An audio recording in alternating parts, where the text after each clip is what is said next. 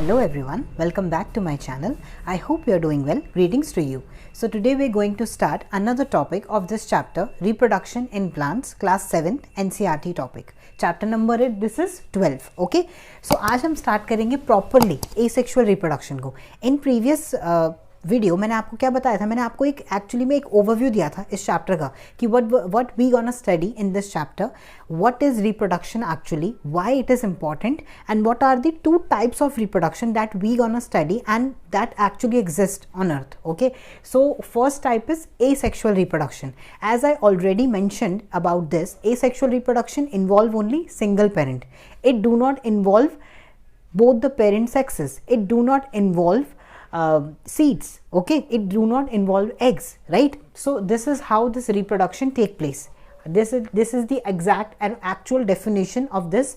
New plants are formed from existing plant. Existing plant से new plant बन रहा है without the involvement or formation of seeds.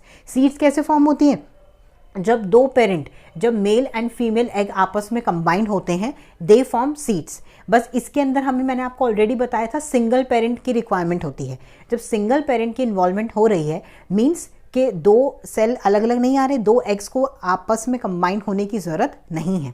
It is rapid mode. जब हमें जल्दी जल्दी प्लांट को प्रोड्यूस करना है तब इस रिप्रोडक्शन का यूज़ करके हम मल्टीपल प्लांट्स, उसी सेम प्लांट को मल्टीपल टाइम्स क्या करा सकते हैं, प्रोड्यूस कर सकते हैं. Okay, one plant can grow multiple plants. एक ही प्लांट से हम मल्टीपल प्लांट्स उगा सकते हैं, बेबी प्लांट्स. ओके, हमने जैसे एक रोज प्लांट है, रोज प्लांट की अलग अलग स्टेम्स को हमने लिया. ओके, बहुत सारी स्टेम्स को लिया और उससे हमने मल्टीपल रोज लगा दिए एंड वो रैपिड है.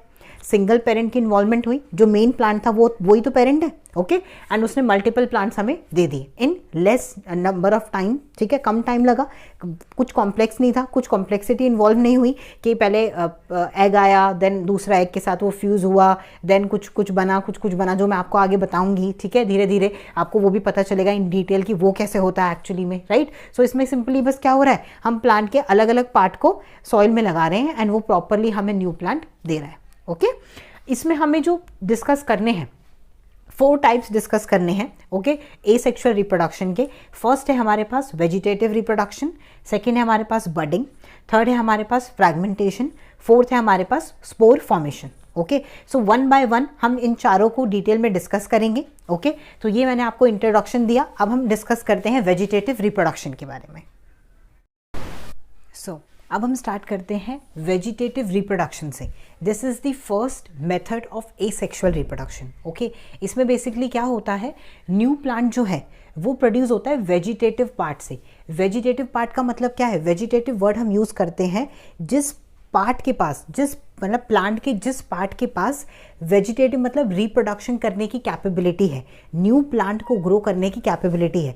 पूरे प्लांट के पास वो कैपेबिलिटी नहीं है कि आपने लीफ डाल दी, आपने रोज पेटल डाल दिए तो पूरा रोज प्लांट उग गया. नहीं, आप जब सिर्फ स्टेम लगाओगे तभी क्या होगा, तभी आपके पास क्या आएगा, तभी आपके पास एक रोज प्लांट ग्रोन होगा. ओके, तो ऐसे एक स्पेसिफिक जो पार्ट है जिसके पास रिप्रोडक्शन करने की कैपेबिलिटी है उसको हम कौन सा पार्ट बोलते हैं, प्लांट्स के लिए वेजिटेटिव पार्ट. ओके, प्लांट के लिए हम रिप्रोडक्टिव पार्ट के लिए क्या रिप्रोडक्टिव वर्ड यूज़ नहीं करते, हम कौन सा वर्ड यूज़ करते हैं, वेजिटेटिव. ओके, तो आपको याद रखना है कि वेजिटेटिव वर्ड जब भी यूज़ होगा मतलब प्लांट की बात हो रही है, प्लांट के रिप्रोडक्शन की बात हो रही है. ओके, तो वो जो वेजिटेटिव पार्ट है वो प्लांट का कुछ भी हो सकता है. किसी के लिए स्टेम हो सकता है, किसी के लिए उसकी रूट्स हो सकती हैं, किसी के लिए लीफ हो सकती हैं, या फिर बड्स हो सकती हैं, जैसे आपने आलू के ऊपर देखी हैं, पोटैटो के ऊपर बड्स देखी हैं. ओके, तो डिफरेंट टाइप के पार्ट्स हो सकते हैं जिनको हम बोलते हैं वेजिटेटिव पार्ट, जिससे क्या आ जाएगा हमारे पास, न्यू प्लांट ग्रो हो जाएगा. ओके, तो अब देखो आप ध्यान से डायग्राम, अब मैंने आपके सामने एक डायग्राम ड्रॉ किया है. ओके, इसको हम रूट सिस्टम कहते हैं. जो बिहाइंड, जो अंडर द सॉइल होता है एंड जो अबव द सॉइल होता है उसको हम कहते हैं शूट सिस्टम. ओके, तो आपको स्टेम दिख रही है, मैंने लेबल किया है, ये लीव्स हैं. ओके, एंड नीचे रूट्स हैं, राइट. अब आप ध्यान से देखो मैंने क्या क्या लेबल किया. नोड क्या होती है, जहाँ से लीफ जो है वो स्टेम से अटैच होती है उसको हम क्या कहते हैं, नोड कहते हैं. और इंटरनोड क्या होता है ये भी मैंने आपको बताया है पहले भी. इंटरनोड होता है दो नोड के बीच का स्पेस, उसको हम कहते हैं इंटरनोड. ओके, नेक्स्ट देखो अब मैंने क्या बर्ड के टर्मिनल बर्ड्स. टर्मिनल बर्ड क्या होते हैं वो मैं आपको बताती हूँ. ठीक है, टर्मिनल मतलब जो टर्मिनल्स पे हैं. उनको हम क्या कहते हैं, टर्मिनल बर्ड्स कहते हैं, जो टर्मिनल पे हैं, ठीक है। टर्मिनल होता है ना जहाँ से स्टार्टिंग होती है, जो स्टार्टिंग में है, टर्मिनल पे है, उनको हम कहते हैं टर्मिनल बर्ड। ओके, अब देखो नोड मैंने आपको बता दिया। एक्साइल क्या होता है, जो स्टेम से लीफ जो एंगल बनाती है उसको हम क्या कहते हैं, एक्साइल कहते हैं। अगर लीफ ऐसे बिल्कुल 90 डिग्री पे है तो 90 डिग्री का एंगल है। अगर लीफ ऐसे, जैसे यहाँ पर अभी लीफ ऊपर को है तो एंगल कितना है, एंगल 30 डिग्री है। तो इन द सेम वे जिस तरीके से लीफ ने जो स्टेम के साथ एंगल बना रखा है उसको हम कहते हैं एक्साइल। ओके, वेजिटेटिव बर्ड्स आपको कहाँ देखने को मिलेंगे, जहाँ पर लीफ जो है वो स्टेम से अटैच है। यहाँ पर देखो आपको बर्ड दिख रहा है, यहाँ पे दिख रहा है, ये बर्ड्स हैं, इनको हम कहते हैं वेजिटेटिव बर्ड। और अगर ये बर्ड्स आपको लीव अगर एक्साइल पे मिले, जैसे ये एक्साइल है, अगर ये बर्ड आपको एक्साइल पे मिलेंगे तो आप इनको कौन सा बर्ड बोलोगे, एक्सिलरी बर्ड बोलोगे। ओके, ये पूरे स्टेम पे प्रेजेंट होते हैं तो वेजिटेटिव बर्ड्स बोलते हैं। बट अगर आपको एक्साइल पे मिलेंगे तो आप इनको क्या बोलोगे, एक्सिलरी बर्ड बोलोगे, राइट। तो ये आपको जानना जरूरी था बिफोर डिस्कसिंग कि जो वेजिटेटिव रिप्रोडक्शन है वो कैसे कैसे हो रही है। हम ये तीनों चीज़ें डिस्कस करेंगे कि स्टेम की जो वेजिटेटिव रिप्रोडक्शन है वो किस में शो होती है, कैसे होती है, रूट्स की कैसे होती है, किस में शो होती है, लीफ की और वेजिटेटिव बर्ड की कैसे होती है, कैसे शो होती है, राइट। तो वो सब हम अभी डिस्कस करेंगे, राइट। तो ये हमने पूरा देख लिया, थोड़ा सा ओवरव्यू वेजिटेटिव रिप्रोडक्शन का। अब हम आगे देखते हैं फर्दर इसी में और क्या क्या चीज़ें हैं करने के लिए। अब हम डिस्कस करते हैं कुछ एग्जाम्पल्स कि कैसे स्टेम के थ्रू वेजिटेटिव रिप्रोडक्शन होती है, रूट से होती है, लीफ से होती है। ओके, सो फर्स्ट हमारे पास क्या था, फर्स्ट टाइप क्या था, स्टेम से वेजिटेटिव रिप्रोडक्शन बाय स्टेम। तो एज एग्जाम्पल मैंने आपको सबसे पहले दिया था रोज़ का।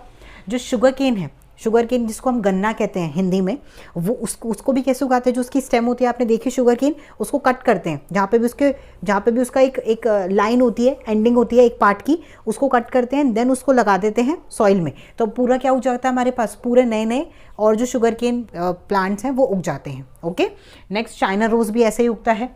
पोटैटो हमने देखा था रूट स्टेम मॉडिफिकेशन है, राइट, वो स्टेम ही है। तो पोटैटो भी क्या एक स्टेम वेजिटेटिव रिप्रोडक्शन करेगा, राइट। पोटैटो के ऊपर मैं आपको दिखाती हूँ, मेरे पास पोटैटो है, पोटैटो के ऊपर ये आई होती है, ये स्कार्स जो होते हैं ना, इनके ऊपर क्या होती है, इनके ऊपर बड्स आते हैं, इनको हम आई बोलते हैं। देखो ये आई है, अगर मैं इसको थोड़ी देर रख दूँ, ये थोड़ा और ओल्ड हो जाएगा, इसके ऊपर वाइट कलर के बड्स आ जाएंगे, और फिर मैं इसको एज इट इज सॉइल में लगा दूंगी तो हमारे पास क्या उग जाएगा, पोटैटो प्लांट उग जाएगा। तो potato show what vegetative propagation by stem because this is stem modification, right। next देखते हैं अब हम आगे। देखो जिंजर भी क्या है, मैंने बताया था आपको स्टेम है। टर्मरिक भी क्या है, स्टेम है।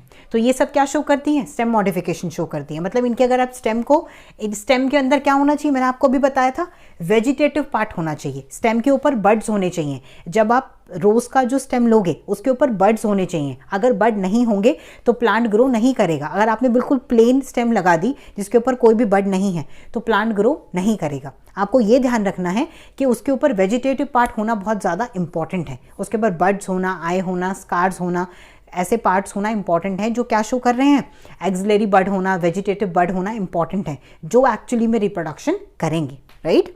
नेक्स्ट देखते हैं अब हम roots modification. Root vegetative reproduction जो शो करेंगे उसके एग्जांपल्स हमारे पास क्या है, sweet potato, dahlia and tamarind. Sweet potato को हम हिंदी में बोलते हैं शकरगंदी, ओके, हम खाते भी हैं इसको, ये रूट है एक्चुअली, ओके।